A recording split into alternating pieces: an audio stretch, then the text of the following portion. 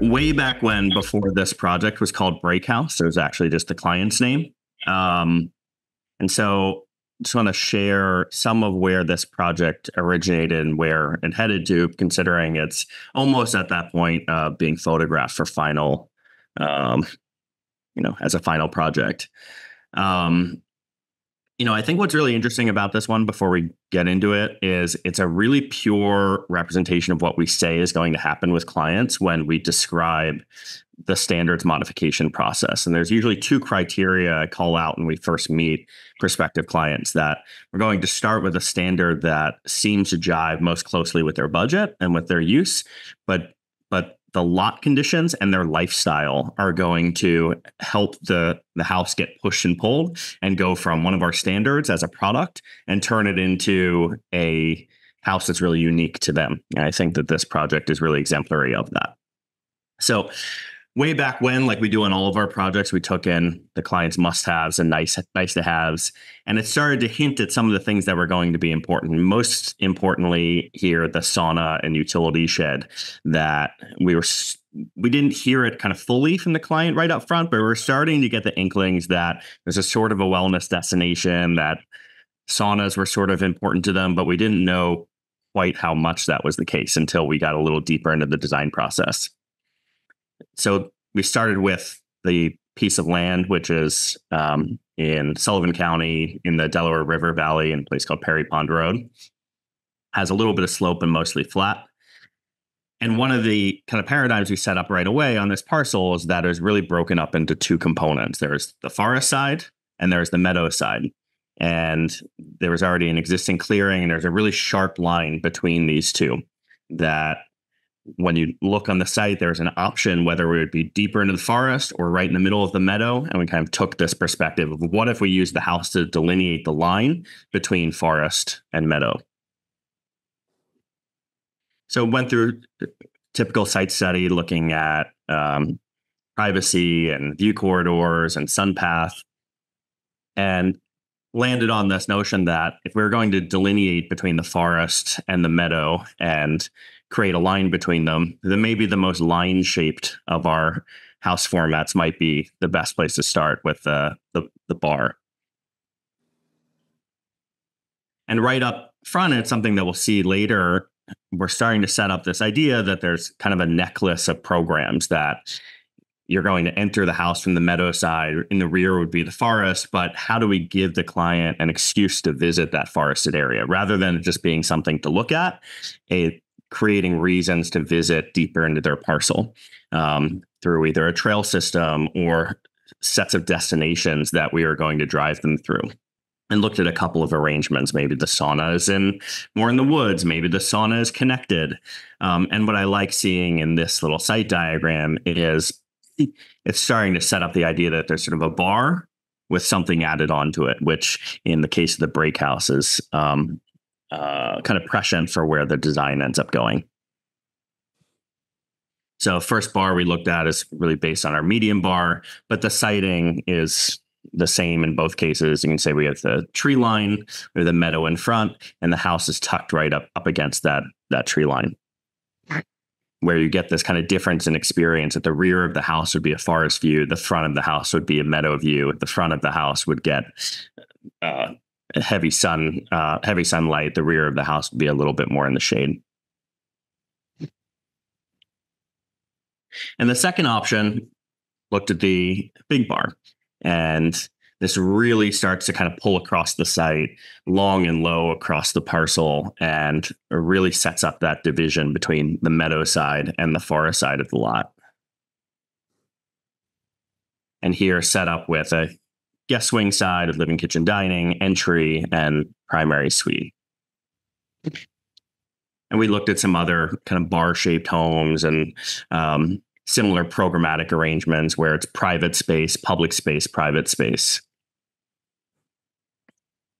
Okay, so that kind of was our first sort of site study and very early design study looking at the house. But then one of the big pieces of information that came in was these guys in their life back in Brooklyn were spending a lot more time in saunas and a lot more time in cold plunges than was really known to us up front. And it was a big part of why they were creating this place at all. And they're huge advocates for what's called the Nordic cycle, that there's sort of hot, cold, rest, hot, cold. And there's this sort of circuit of things that you can go through that include a sauna, include a cold plunge, include sort of being inside and outside in a regular rhythm. And around then, we started looking at the big bar format and saying, what if the house itself, rather than just having programs where it's like, yeah, let's put a sauna and let's put kind of a cold plunge space. What if the house was reflective of that same Nordic cycle diagram? And came across this example project that's an island in Finland that they had this dog trot space where they pulled apart an office from the main house and had this open air area where there's a dining space that is allowed to be outside. And if this was a house that we came across that was in Southern California or in the South, we might have written it off. But the fact that it was on a remote island in Finland and folks were up for living in this way suggested that maybe it's okay for us to lean into this Nordic cycle concept and allow some of the programmed space to be outdoors. Because if they can do it in Finland, they can certainly do it in Coachella, New York. And so this was a kind of a big swing concept that we brought to the client and tried to articulate through this example, but also in just description that a really great house, particularly a second home, there's probably a reason that you're going there. There's some sort of like scripted experience you're trying to go through. And the more that the architecture can respond to that lifestyle consideration, then the more unique and sort of personal the space is going to be. And so you can see a month after that first presentation, we looked at some of those examples, and the same paradigm was there around forest and meadow. But rather than the house being a wall, it became sort of a window into those both sides, that the break or the dog trot between the programs would set up this condition where one way you look through that break and you see the forest, the other way you see the meadow. And starting to look at the different places on the site and where we could continue to sprinkle the programs along the way, where the structure lives on the line. You walk across the meadow to access the house. We'd have studio and sauna and other outbuildings. There's a little unclear at this point what they would all be, but getting that general outbuilding programmatic diagram together where it'd be sort of a necklace of amenities. And one of the big shifts is saying, how do we have in these outdoor spaces, how do we create informality in the paths, like you see with the green trail, and then some other moments where it's quite formal, that if we have this break in the house, how do we start to align things directly with it, that you're looking through that window into the forest and you see one of those programs. In their case, the most important program, the most privileged program was the sauna. And so how do we kind of use the house to direct people and say, to tell the story of the place and say, this is what this house is all about. It's all about leaving the indoors, going outside, and then walking directly to this sauna that we've set up in the forest. And so for the first time, we introduced the break in this break house, that we would separate out one of the private spaces from the rest of the house, and went through a couple of studies, one where the guest bedrooms were broken out, another where the primary suite was broken out, and landed really with this option B, where the primary suite is its own little structure. There's sort of a kind of destination quality to it, that you leave the living, kitchen, dining space, you go from the warm space to the cold space and outdoors, and then back into the warm space. Also looked at some L-shaped configurations that I think there's an opportunity for us to revisit down the line on another project elsewhere, somewhere where the delineation between forest and meadow shouldn't be quite so clear. But I think that these were also really interesting studies of how that arrangement might work. And so we had kind of set up two decision points. The first was, how would we deal with this amenities necklace, and how formal would that arrangement be? And ultimately landed closer to this site master plan B, where the sauna is directly in line with the break, with this sort of trail system that's more informal around it. And then landed on bar option B, where the deck or the dog trot or the outdoor sort of circulation space is between the primary suite and the living, kitchen, dining. And then a few steps forward after pricing, groundbreaking, et cetera, started to make that place. So before we kind of go through some of the existing construction photos and site images, Joe, anything you want to add around how we got here? I don't think so. I don't think anything to add. I think it's just a reflection. This was 2.5 years ago. We were going through like these really design studies with them. So it's just kind of, which doesn't seem that long ago on one hand, but definitely is. Yeah. So it's kind of cool just to see that those early presentations reflected back now, knowing like the project that we do now that's almost completed, just to see kind of like the seeds of some of those initial ideas and what it manifested through. I think it just like it speaks well to like there being like a clear big idea early on that became the main genesis of the project, and that's the thing that didn't change. Things that changed around like material quality or finish quality, where do we have windows, where we don't have windows, but that one big pure idea was the thing everyone like really believed in early on and wanted in the project, and that kind of maintained its way all the way through. So just having clarity of that approach coming from like an interesting thing that really reflected what the clients, like that unique position the clients were in, I think is pretty cool to see that happen so early, right? It happened like in the first month that this thing was being designed, and now 2 years later it's built. I think that's a really great point. We often think about the haves, the nice to haves and must haves as a project being where we're setting up the kind of sacred cows, the things that we should never kind of remove. But there's another kind of just like intellectual and design forward thing, which is like, what is the big lot? What's the big relationship with the land? What's the big reflection of your lifestyle? And how are we doing that? And, I think that this one was just a very pure sort of match between the big idea and how relevant it was for the client. Yeah, real quickly, speaking to that, there were things that were on that must-have list that were reviewed that ended up dropping from the project because of square footage and cost considerations. Like the dog trot and that connection between the primary suite and the living room being outside became more important than having a large dining room that could fit 10 people, for example. So it was speaking exactly to what you said, where really thinking about the land and the lifestyle of who the clients were and what the project wanted to be, challenge some of the preconceived notions of what the house needed to be, just thinking about the house sort of abstractly as a accumulation of spaces. And,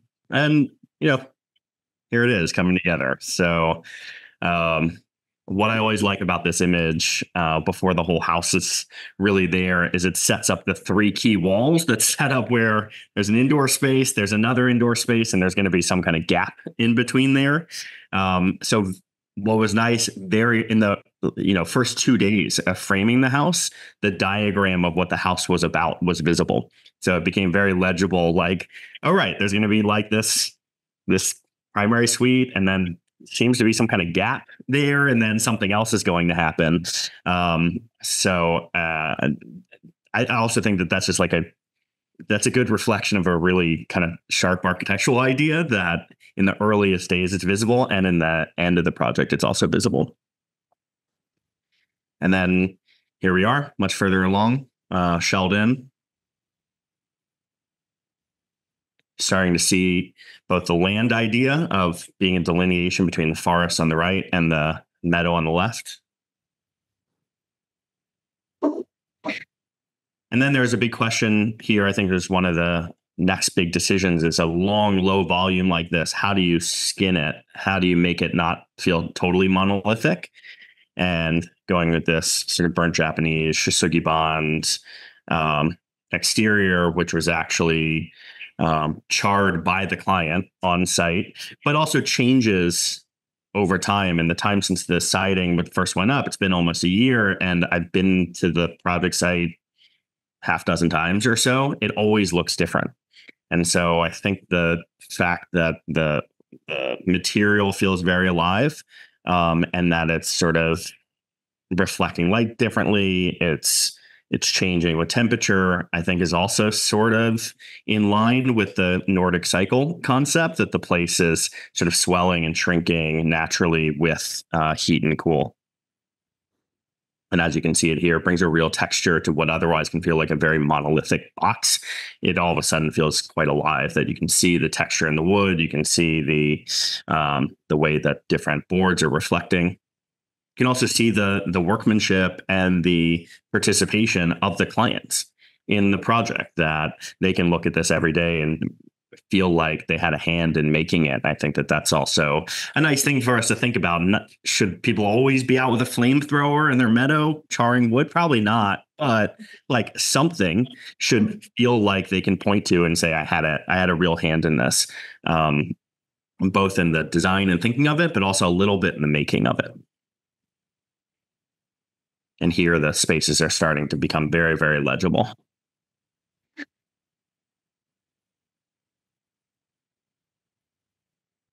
You can see the seating is in place, early inklings of landscape. And from the front elevation, this is basically where you would park. It sets up the view for what the place is. You see the spaces, you see the cut through. If you were to move a little bit over in this camera angle to the left, you would see the kind of axially aligned sauna there. And then this next level of material break, where we go from first of all, the Shisugi looks totally different here. Reed's brown. It sort of has a different tone, more textures coming through, but creating this sort of very clear portals in the house, that the material shift indicates what you're supposed to do, that this is an entry or this is a way through. And we kind of boxed out both the entry to the house and the dog trot or kind of break in the space with natural wood, and let everything outside of that be dark. So you have this juxtaposition. So you're kind of drawn into the natural spaces.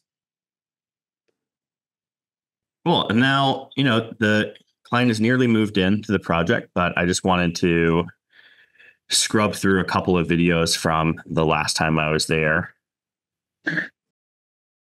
Here you can see straight through the break, really understand it as both kind of like an arch and also a connector.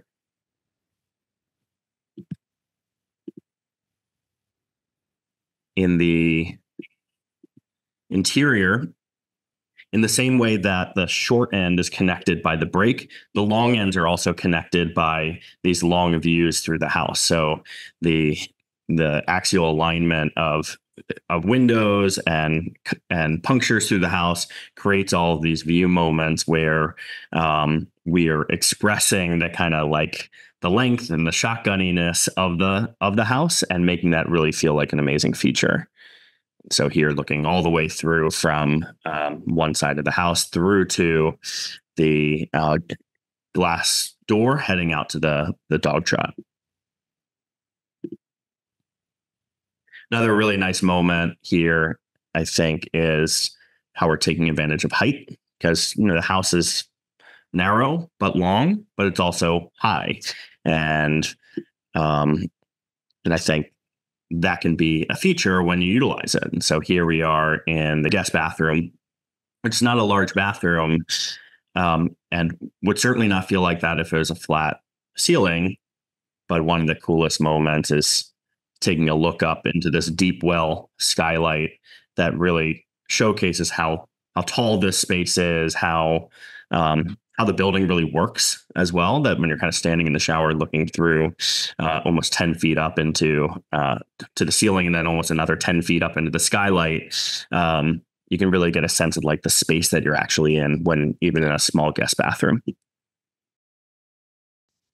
And then here, looking from the kitchen, living kitchen dining space, through the glass door across the all natural wood wrapped break in the house across to the blind door that leads into the primary suite. So when we head out, get this great wood wrapped moment.